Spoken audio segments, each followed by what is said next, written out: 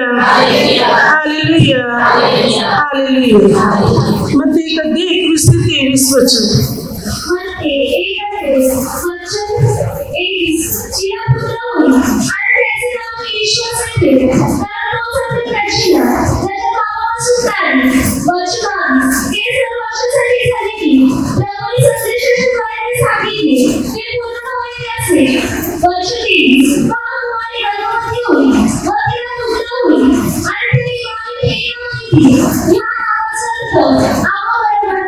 Hallelujah, hallelujah, hallelujah. वचन काय सांगते पहा.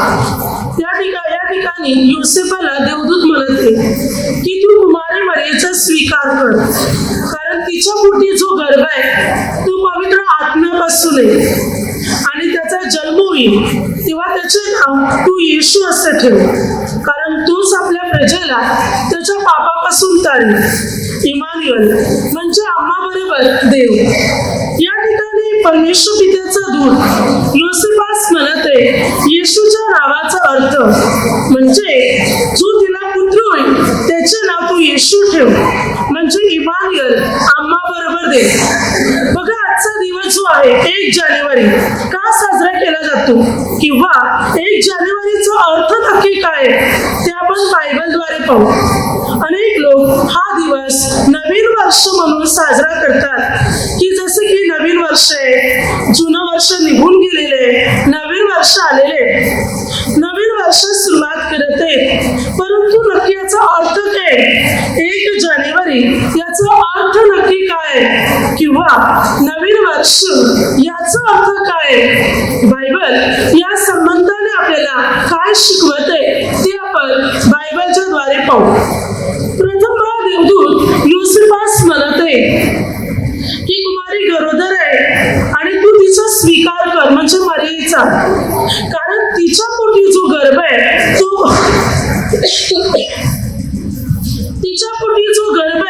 तो पवित्र आत्म्यापासून आहे. तिला पुत्र होईल त्याचे नाव तू येशू असे ठेव, तोच आपल्या प्रजेला त्याच्या पापापासून तारेल. जेव्हा पवित्र मरियेला तिचा पुत्र म्हणजे प्रभू येशूचा जन्म झाला, जेव्हा तिने प्रभूला जन्म दिला, बायबल सांगते 8 दिवसानंतर म्हणजे 8व्या दिवशी त्याची सुंता करण्यात आली. लूक 2:21 वचनात बायबल सांगते मग 8व्या दिवशी त्याची सुंता करण्यात आली आणि त्याचे नाव येशू असे ठेवण्यात आले. येशू म्हणजे आम्हा बरोबर देव, जो अगोदरच मात्र ठरवलेले नाव होते. लूक 1:31 वचनात देवदूताने मरियेला पण म्हटले होते की तुला पुत्र होईल त्याचे नाव तू येशू ठेव. Hallelujah, hallelujah. येशू हे नाव ठेवण्या संबंधाने सुरुवातीपासून ही भविष्यवाणी केली जात होती. जसं की पहिली गोष्ट उत्पत्ती 3:15 वचनात जेव्हा पहिला पुरुष आणि पहिली स्त्री दोघे बिघडले, दोघांनी परमेश्वर पित्याची आज्ञा मोडली, तेव्हा देव पित्याने म्हटलं की माझा पुत्र जन्म घेईल, तो मात्र या सैतानाचे डोके खेचेल आणि सर्व गोष्टीवर विजय मिळवेल. तो देवाचा पुत्र म्हणजे प्रभू येशू याची भविष्यवाणी सुरुवातीला देव पित्याने करून ठेवली होती. आता या पुत्राचे नाव येशू संदेष्टा जाहीर करत आहे येशया पुस्तकामध्ये 7:14 वचनामध्ये. हालेलुया. येशया संदेष्टाने प्रभू येशूच्या नावाची भविष्यवाणी अगोदरच करून ठेवली होती. त्याने म्हटलं कुमारी गर्भवती होईल आणि तिला पुत्र होईल, त्याचे नाव इमानुएल म्हणजे आमच्या स्तनी आमच्या बरोबर देव असं. येशू संदेष्टाने पण ही भविष्यवाणी केली होती प्रभू येशूच्या नावाची की इमानुएल, येशू हे नाव आम्हा बरोबर देव हे नाव. ही भविष्यवाणी येशू संदेष्टाने अगोदरच करून ठेवली होती. देवदूताने सुद्धा योसेफाला आणि पवित्र मरियेला देवदूताने कुमारी मरियेला आणि योसेफाला अगोदरच सांगून ठेवले होते की त्याचे नाव येशू असे ठेव, तोच आपल्या प्रजेला मात्र तारेल. आहे.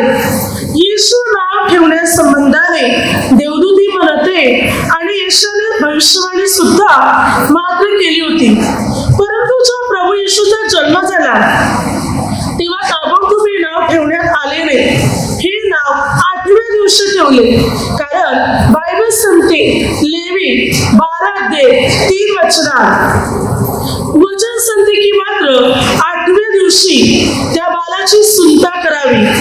जी स्त्री मुलाला जन्म देईल, जन्म दिल्यानंतर 8व्या दिवशी त्या मुलाची सुंता करावी, म्हणजे त्याचे नाव ठेवण्यात यावे. सुंता करून नाव ठेवण्यात यावे. त्याप्रमाणे वचन सांगते लूक 2:21 8व्या दिवशी या बालाची सुंता झाली आणि त्याचे नाव येशू ठेवण्यात आले. आता ज्या दिवशी नाव ठेवले त्या दिवशी एक नवीन कॅलेंडरला सुरुवात झाली, म्हणजे नवी उत्पत्ती किंवा नवीकरण या गोष्टीला सुरुवात झाली. ज्या दिवशी येशूचे नाव ठेवले तेव्हा कॅलेंडर बदलले गेले. नवी उत्पत्ती सुरू झाली, नवीकरण सुरू झाले, एक नवा जन्म सुरू झाला जेव्हा येशू नाव दिले तेव्हा. हालेलुया. बघा, कॅलेंडरच्या बाबतीत जर आपण पाहिलं तर जसं की सुरुवातीपासून चालत आलेले कॅलेंडर आहे ज्याला आपण इब्री कॅलेंडर म्हणतो. जे कॅलेंडर मराठी कॅलेंडर बरोबर जोडलं गेलेलं आहे, भारतीय कॅलेंडर बरोबर जोडलं गेलेलं आहे इब्री कॅलेंडर. जसं की इब्री कॅलेंडर प्रमाणे जो पहिला महिना येतो तो महिना आहे अबीब, आणि भारतीय कॅलेंडर प्रमाणे म्हणजे मराठी कॅलेंडर प्रमाणे जो पहिला महिना येतो तो चैत्र महिना आहे. अबीब आणि चैत्र हे महिने दोघे पण एकमेकांशी जुळलेले आहेत, परंतु इंग्लिश कॅलेंडर प्रमाणे पाहिलं तर अबीब आणि चैत्र हे महिने एप्रिल महिन्यात येतात. आता इंग्लिश कॅलेंडर मध्ये जानेवारी महिना जो आहे, या जानेवारी महिन्यापासून जे कॅलेंडर सुरू झालं ते जग प्रसिद्ध कॅलेंडर झालं. म्हणजे भारत देश असो या इतर देश असो, साऱ्या जगात जर प्रसिद्ध असलेले कॅलेंडर आहे तर ते जानेवारी पासून इंग्लिश कॅलेंडर सुरू झालेले. म्हणजे जानेवारी पासून सुरू झालेलं कॅलेंडर, जसं की इब्री कॅलेंडर ही आहे आणि भारतीय कॅलेंडर पण आहे, जे चैत्र महिन्यापासून किंवा अबीब महिन्यापासून सुरू होते. पण महत्वाचं जे कॅलेंडर मानलं गेलं ते जानेवारी पासून सुरू होते, ज्याला आपण 1 जानेवारी म्हणतो. आणि 1 जानेवारी जिथून ख्रिस्ताचं नाव ठेवण्यात आलं, इसवी सन सुरू झालं. बघा, आज नवीन कॅलेंडर तुम्ही आणलं असेल किंवा 2-3 दिवस अगोदर आणून घरात ठेवलं असेल, तर आजपासून जे 1 जानेवारी आहे त्या 1 जानेवारी विशेष करून ज्या लोकांकडे काल निर्णय हे कॅलेंडर आहे, त्या कॅलेंडर मध्ये 1 तारखेमध्ये तिकडे खाली लिहिलं असणार इसवी सन. हालेलुया. आहे की नाही? आहे ना? इसवी सन म्हणून. इसवी सन म्हणजे काय तर येशूच्या जन्मापासून सुरू झाले हे नवीन कॅलेंडर, जिकडे येशूचं नाव ठेवण्यात आलं येशू म्हणजे आम्हा बरोबर देव म्हणून. आणि तेव्हापासून कॅलेंडरला सुरुवात झाली. इंग्लिश कॅलेंडर किंवा जानेवारी पासून नवी सुरुवात, नवी उत्पत्ती सुरुवात झाली. हालेलुया. तर येशू ख्रिस्तापासून आता हे 2025 वर्ष पूर्ण होऊन 2026 ला सुरुवात झाली येशू ख्रिस्ताच्या जन्मापासून. ख्रिस्ताचं नाव ठेवण्यात आल्यापासून या नव्या कॅलेंडरला सुरुवात झाली. एक नवी उत्पत्ती सुरू झाली, नवीकरण सुरुवात झाली येशूच्या द्वारे. येशू हे नाव ठेवल्यापासून. म्हणून येशू या नावात ताकद आहे, येशू या नावात शक्ती आहे, येशू या नावात सामर्थ्य आहे. येशूच्या नावापासून नवीन कॅलेंडर सुरू झालं. हालेलुया. बघा, पूर्वी कसं कॅलेंडर होतं. पूर्वी मात्र असलेल्या कॅलेंडरची माहिती आपण बायबलच्या द्वारे घेऊ. सुरुवाती पहिलं देवाने जग निर्माण केले, पृथ्वीमध्ये काय होतं? पृथ्वीमध्ये सुरुवातीला फक्त पाणी आणि अंधकार होता. संपूर्ण पृथ्वी अंधकाराने ग्रासलेली होती आणि पाण्याने भरलेली होती. परमेश्वर पित्याने सृष्टीची रचना नवीन स्वरूपात, नवीन आकारात करण्याचा निर्णय घेतला आणि देवाने या पृथ्वीला रूप दिले, सौंदर्य दिलं, आकार दिला.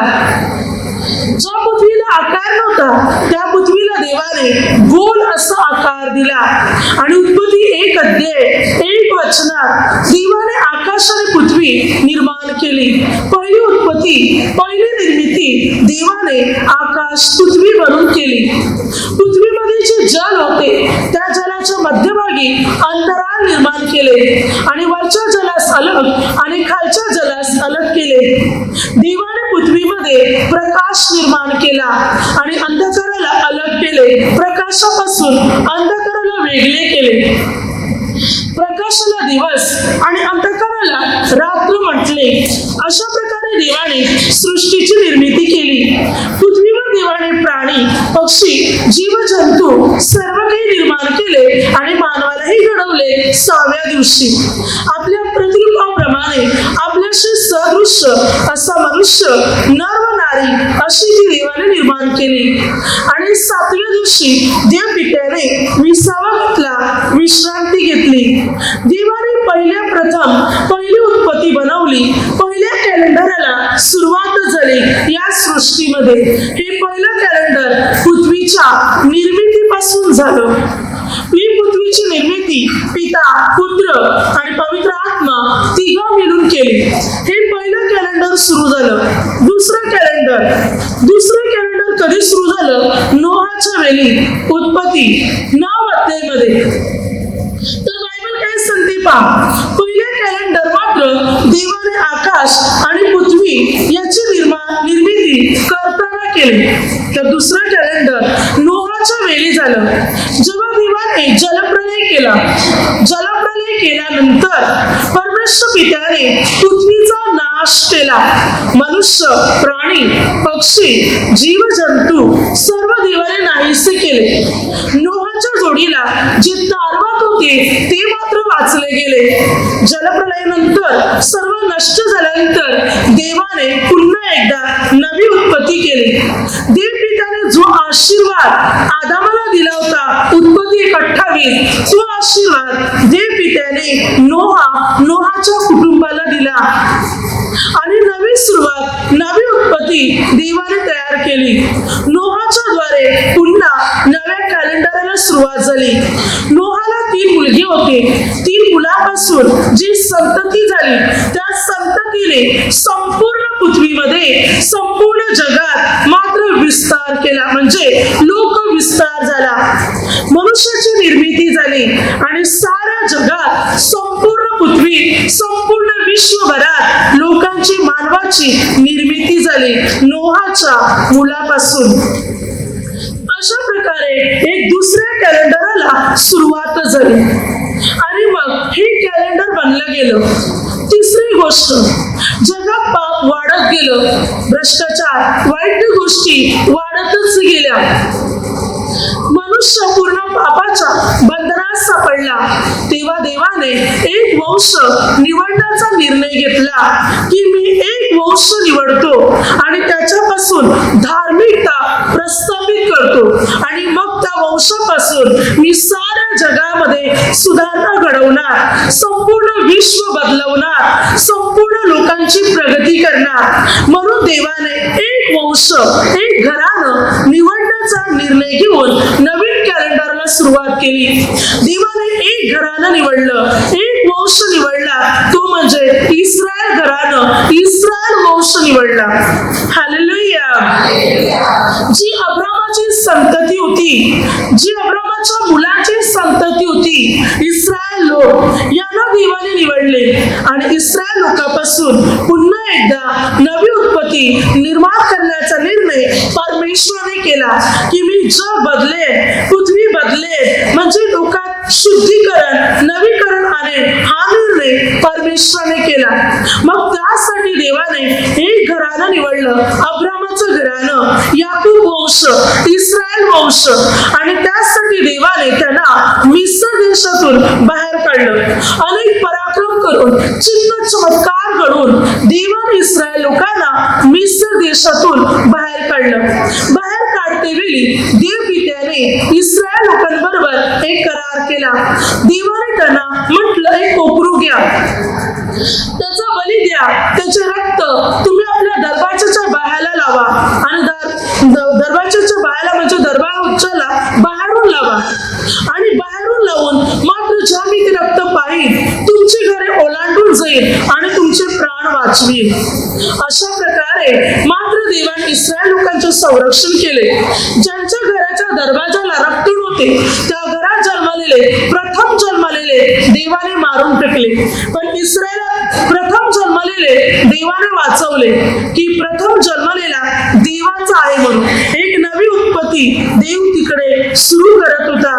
म्हणून देवाने म्हटलं, हा तुमच्यासाठी वर्षाचा पहिला महिना असणार. अबीब. निर्गम 12:40 ते 41 बायबल सांगते की देवाने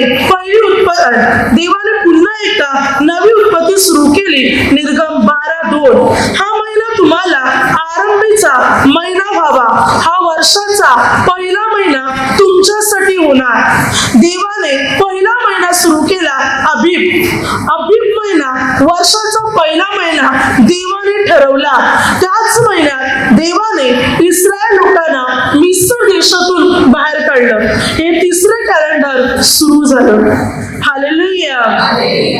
तेव्हापासून इब्री कॅलेंडर मात्र या जगासाठी प्रसिद्ध कॅलेंडर बनलं गेलं, जे मोशेच्या काळात तयार झालं. म्हणजे देवाने त्यावेळी पुन्हा एकदा तिसरूंदा उत्पत्ती सुरू केली. नवीन कॅलेंडर, नवीन वर्ष, नवीन महिना देवाने सुरू केला, ज्याला आपण अबीब मराठीमध्ये चैत्र म्हणतो, इंग्लिश मध्ये एप्रिल म्हणतो. तर या महिन्याची देवाने सुरुवात केली, या वर्षाची देवाने सुरुवात केली. आणि नवीन कॅलेंडर सुरू झालं मोशेच्या वेळी, इस्रायल लोकांच्या वेळी.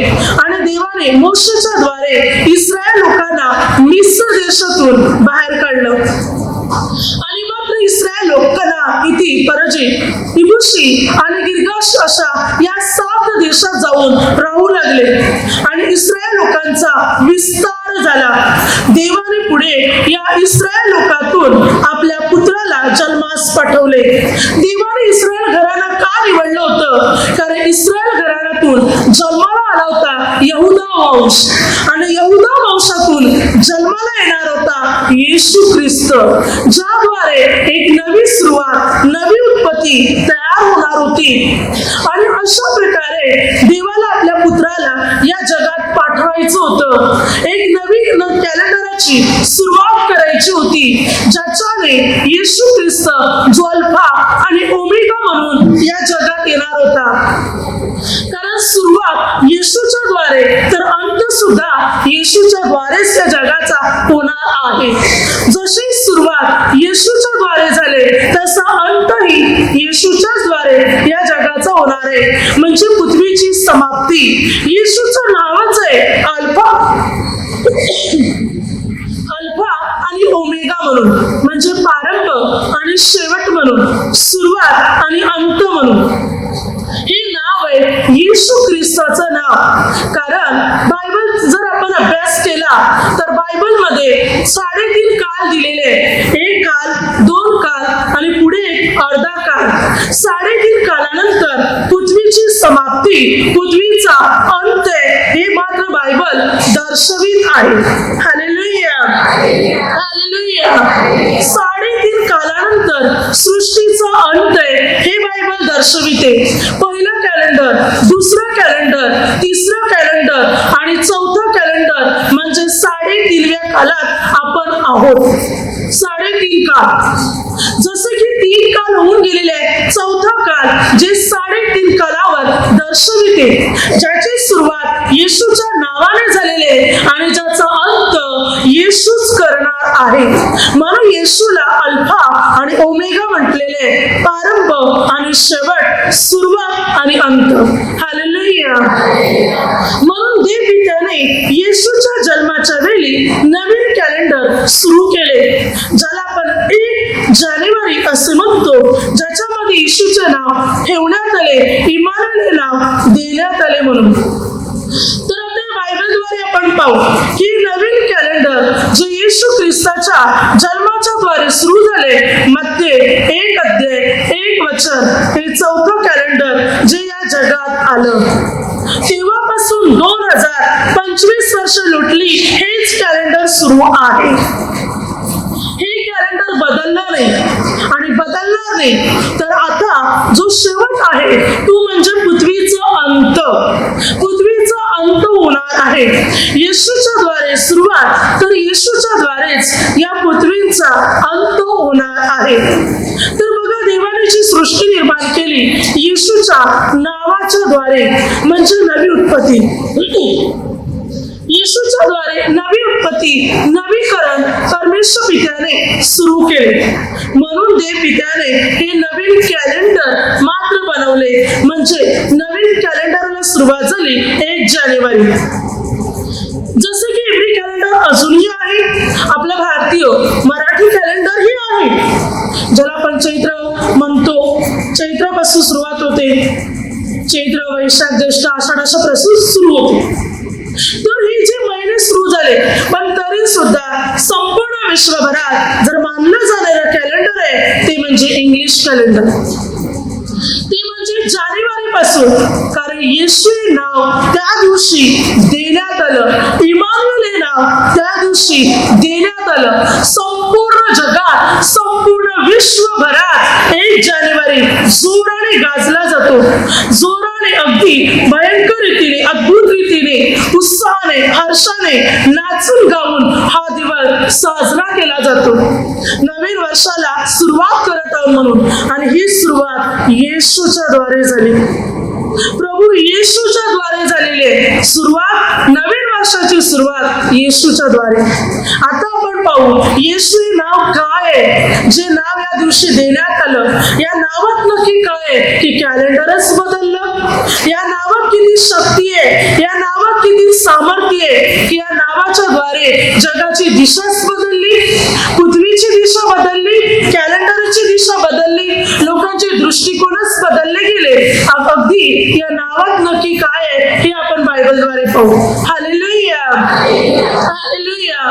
तर येशू नावापासून सुरू झालं हे कॅलेंडर, ज्याला आपण इसवी सन म्हणतो. 1 जानेवारी येशू पासून सुरू झालेले, प्रभू येशूच्या नावाच्या द्वारे, इमानुएल या नावाद्वारे, येशू या नावाद्वारे सुरू झालेले नवीन कॅलेंडर 1 जानेवारी म्हणून. तर या नावात किती सामर्थ्य आहे, या नावात किती ताकद आहे आणि या नावात किती शक्ती आहे हे आपण बायबलद्वारे पाहू. बायबल काय सांगते बघा.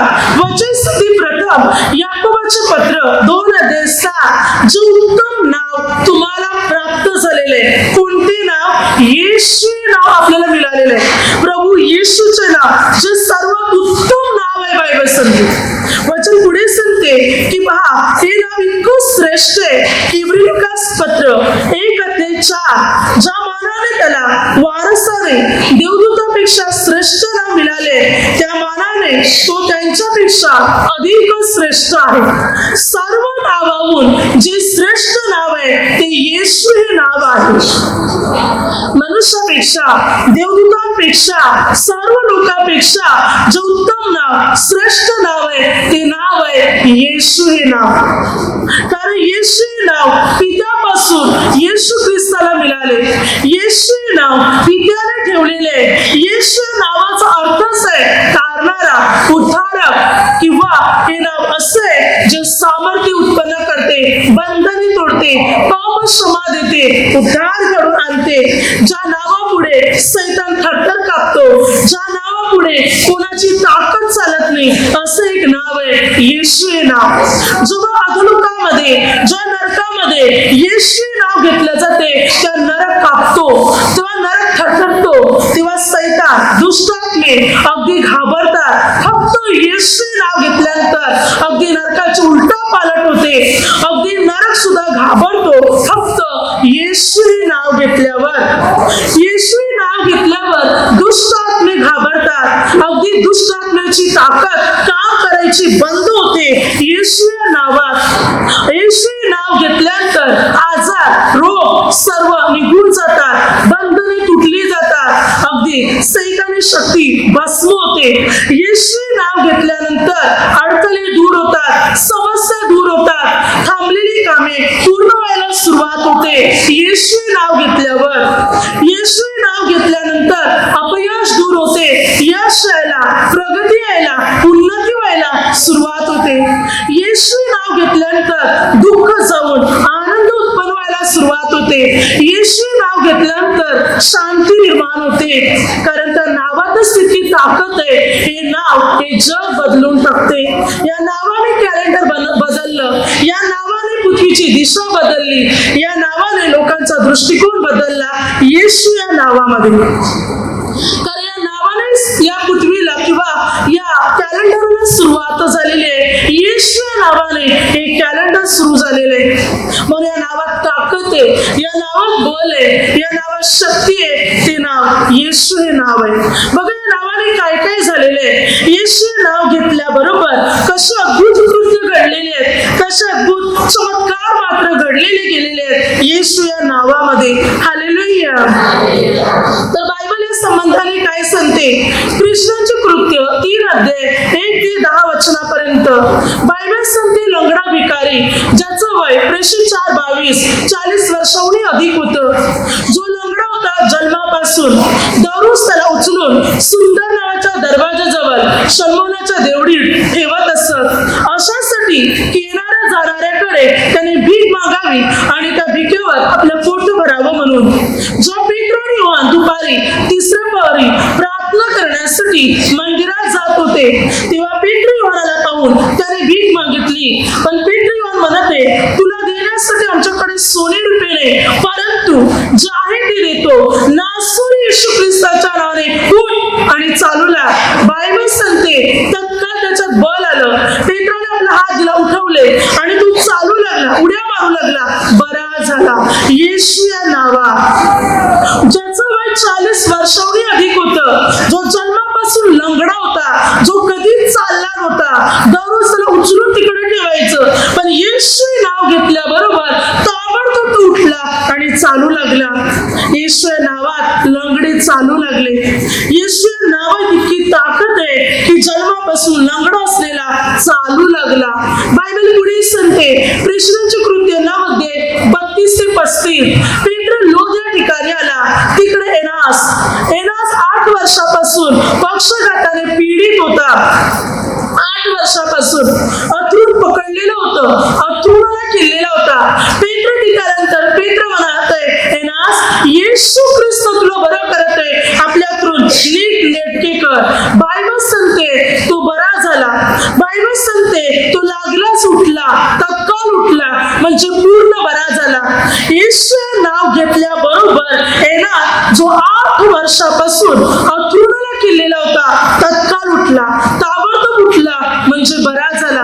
8 वर्षापासून पक्षघाताने पीडित असलेला मनुष्य बरा झाला येशू नाव वापरल्याबरोबर.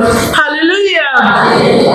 पुढे बायबल सांगते, कृष्णाचे कृत्य 16 अध्याय 16 ते 18 वचनात पोल जेव्हा मात्र हे प्रभूचे सेवक तिकडे आले, तेव्हा तिथे देव प्रश्न विचारणारी एक मुलगी होती, जिच्या अंगामध्ये दुष्ट आत्मा होता आणि मात्र ती किती बडबड करत होती. देव प्रश्न विचारून तिच्या धन्याला मालकाला पैसा कमावून देत होती.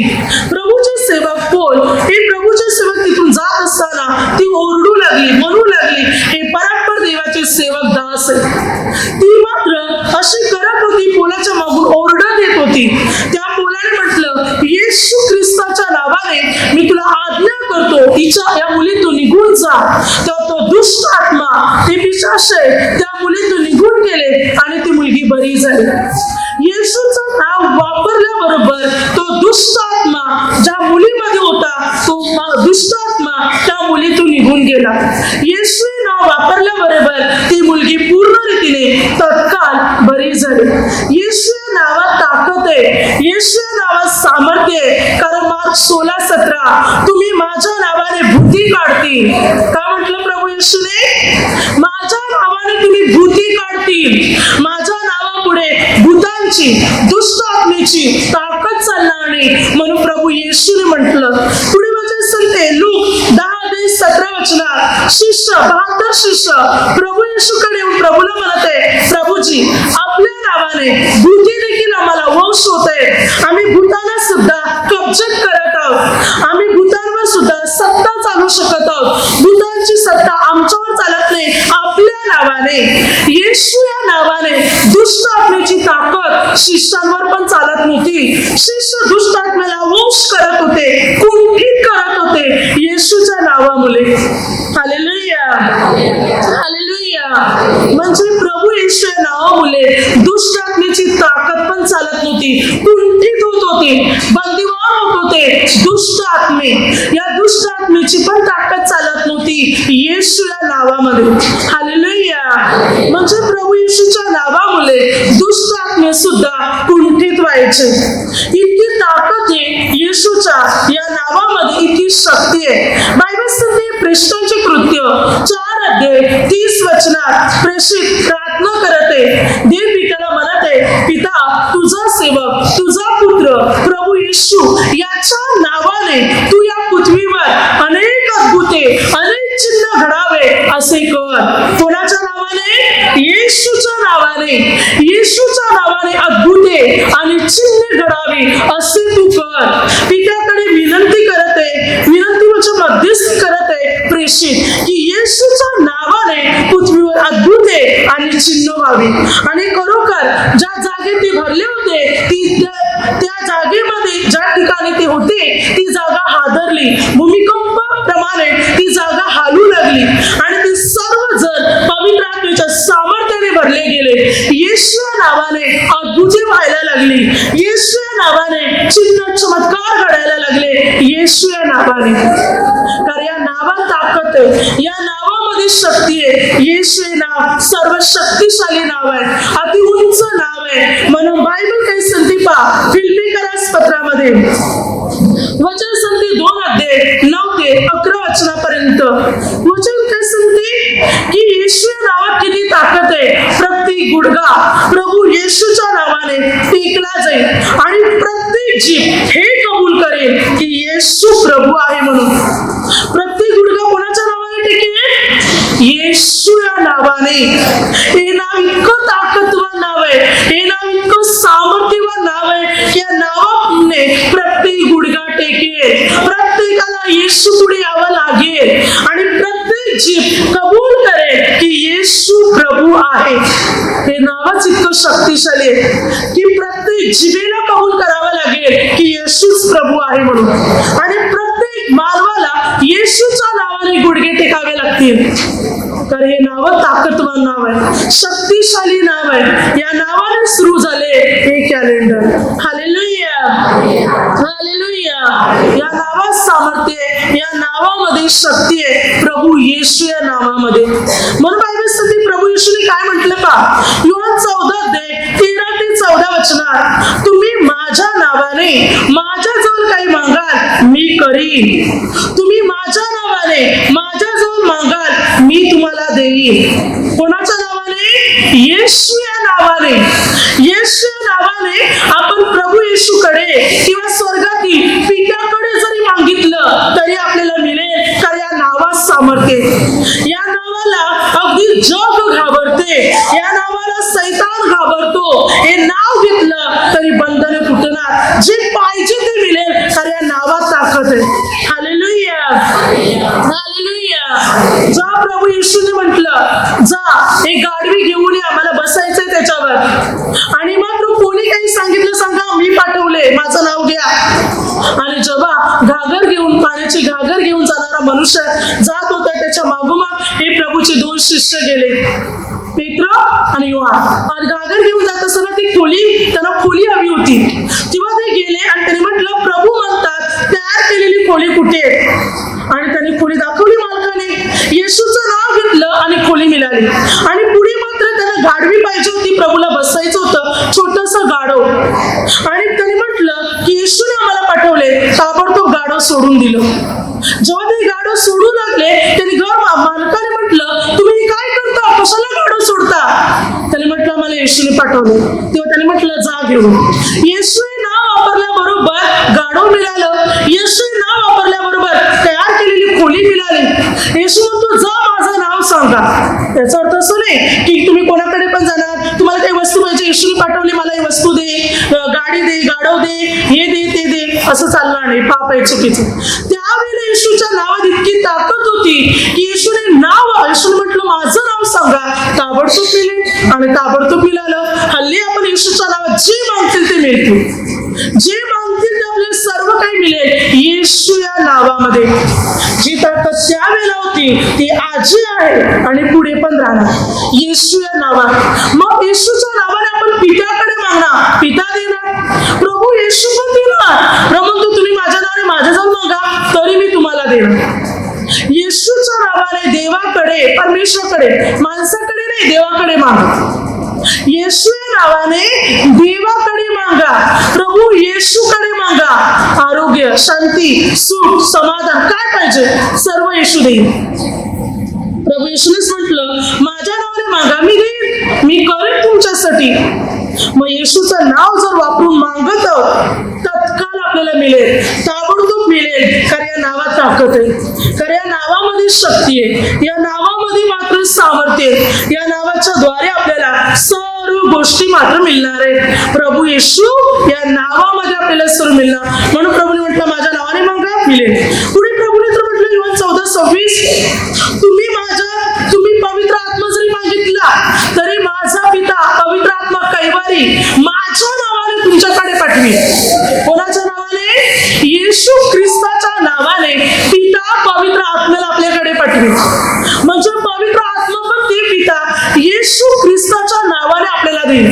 बघा, पवित्र आत्म्याचं सामर्थ्यवान आत्मा आहे, शक्तिशाली आत्मा आहे.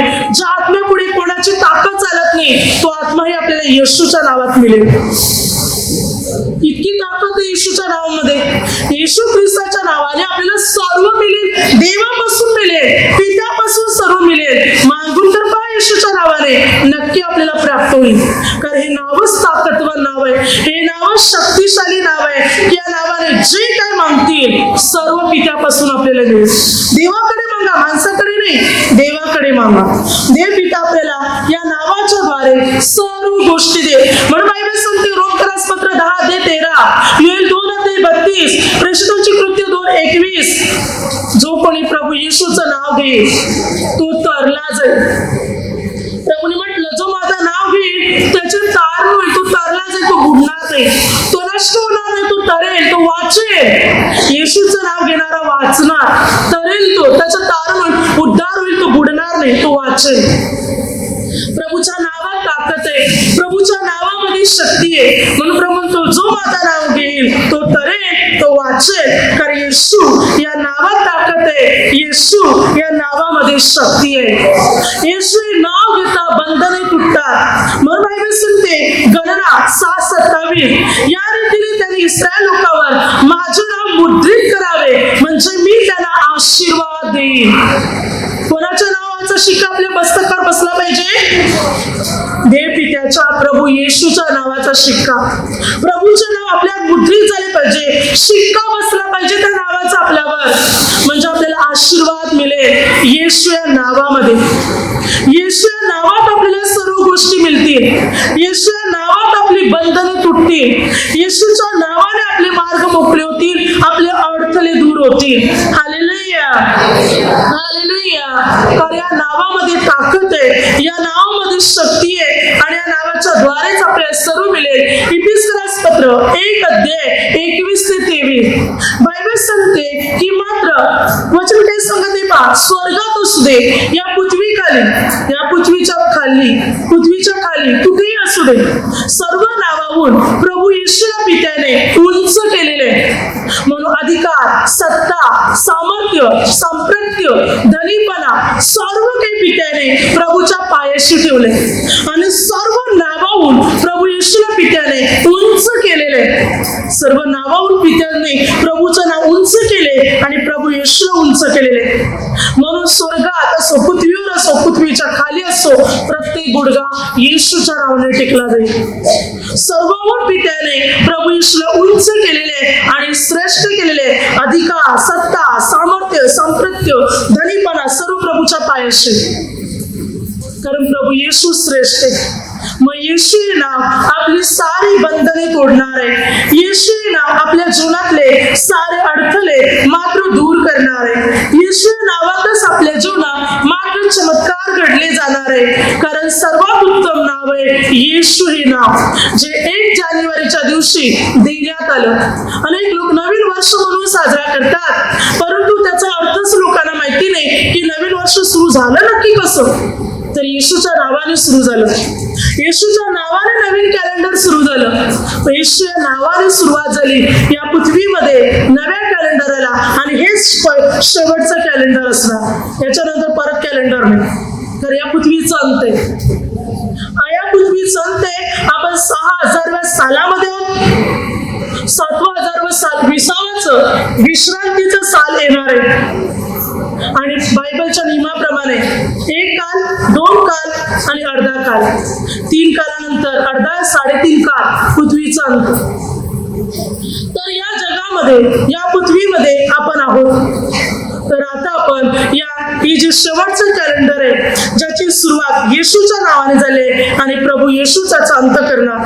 आणि मग मात्र नवे आकाश, नवी पृथ्वी असणार, ज्याच्यामध्ये प्रभूचे सिंहासन असणार, प्रभू तिथे विराजमान असणार आणि प्रभूचे लोक प्रभूची सेवा करणार. मग या युगाचा अंत कधीच होणार नाही, तर मात्र सार्वकालिकसाठी, अनंत कालासाठी, युगायुगासाठी प्रभूचे लोक प्रभूची सेवा करतील, प्रभू बरोबर आनंद उत्सव करतील, प्रभू बरोबर आनंदाने राहतील. तर आता आपल्याला काय करायचंय? आपल्या जीवनाची नवी सुरुवात करायची. ख्रिस्ताचं नाव धारण करायचं आपल्याला. आपल्या जीवनात सर्व पाप सोडून, वाईट सोडून ख्रिस्तामध्ये स्वतःचं रूपांतर करायचंय, नवीकरण करायचंय. ख्रिस्तामध्ये आता आपल्याला वाढायचंय. जुनं सर्व सोडून द्या आणि प्रभू येशूमध्ये न्याविण्याने सेवा करायला सुरुवात करा. आपलं जीवन प्रभूला समर्पण करा आणि आपल्या जीवनात प्रभूने राज्य करावं, प्रभूने कार्य करावं म्हणून आपल्या शरीराचा ताबा प्रभूला द्या.